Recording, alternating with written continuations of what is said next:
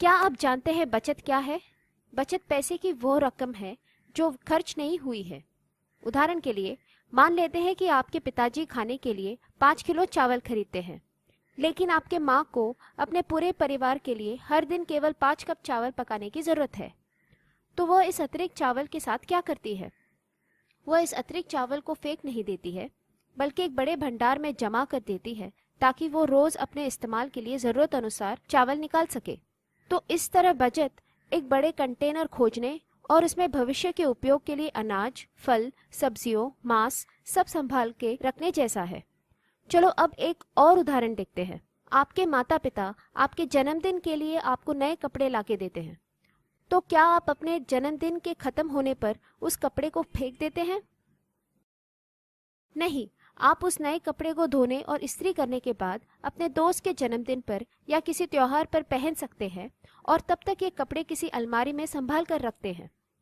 तो इस तरह बचत संचयन के बारे में और आगामी उपयोग के बारे में है। आइए अब मिलते हैं श्री जोशी से और देखते हैं कि वो बचत कैसे करते हैं। श्री जोशी एक अस्पताल में काम करते हैं जहां उनका मासिक वेतन 50,000 रुपये है। इसमें से अन्न, कपड़ा, मकान का किराया, टेलीफोन या मोबाइल बिल, बिजली और गैस का बिल, बच्चों की शिक्षा और दवाइयों का खर्च निकालने के बाद श्री जोशी के पास 20,500 रुपये बचते हैं। इस बचे हुए रकम को अवशिष्ट आय कहते हैं। तो क्या करते हैं श्री जोशी इस बचे हुए पैसे का? वो ये पैसे घर पर नहीं रख सकते, क्योंकि ये पैसा चोरी हो सकता है या आग से नष्ट हो सकता है या बाढ़ में बह सकता है। तो बस चावल के कंटेनर और कपड़ों की अलमारी की तरह श्री जोशी को इस बचे हुए पैसे को संभाल कर रखने और आगामी उपयोग करने के लिए एक सुरक्षित जगह की जरूरत है, और यह सुरक्षित जगह हो सकता है बैंक। श्री जोशी बैंक जाकर अपने बचाए हुए पैसे के बारे में बैंकर से मिलकर सलाह मांगते हैं, जिसके लिए बैंकर उन्हें बैंक के साथ बचत खाता खोलने का सुझाव देते हैं। इसके लिए बैंक में कम से कम 100 रुपये जमा करना आवश्यक है, और इसके अलावा किसी भी प्रकार का पहचान पत्र या रोजगार पत्र देना जरूरी है। बैंक श्री जोशी को बचत खाते में अपने बचाए हुए पैसे जमा करने और आगामी उपयोग करने की सुविधा देते हुए अधिक खर्च से भी रोकती है। बेहतर समझने के लिए चलो फिर से श्री जोशी के मासिक घर खर्च को देखते हैं। हमने देखा कि वह मासिक वेतन 50,000 रुपये खान पान, कपड़ा, मकान का किराया, टेलीफोन बिल और इत्यादि पर खर्च करते हैं।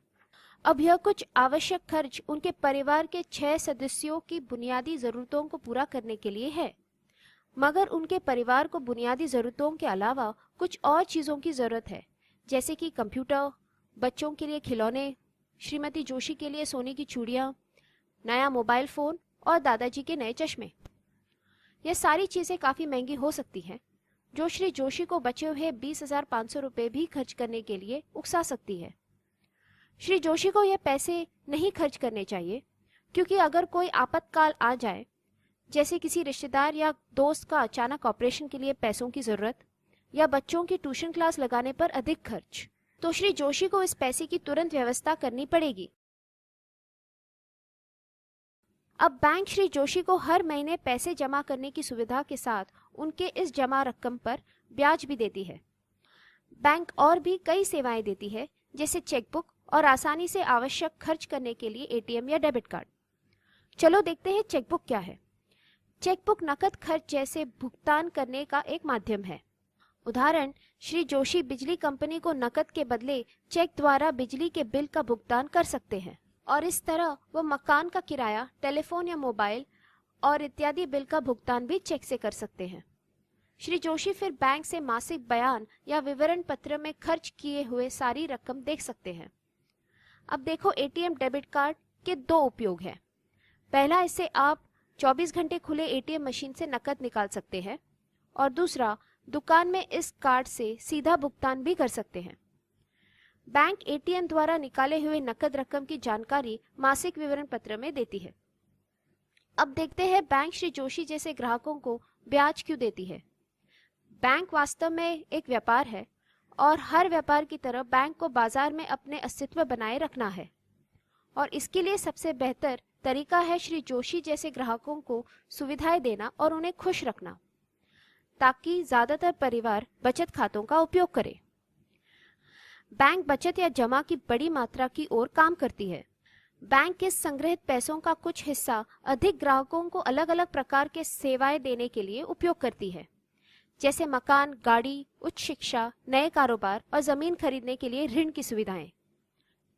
बैंक निवेश के लिए श्री जोशी जैसे ग्राहकों को उनके बचत में से कुछ पैसों का उपयोग करने की सलाह भी दे सकती है। तो इस तरह बचत करके बैंक के साथ पैसों को जमा करके उस पर वार्षिक ब्याज मिल सकता है और उस पैसों से भविष्य में परिवारों की कई जरूरतें पूरे हो सकते हैं।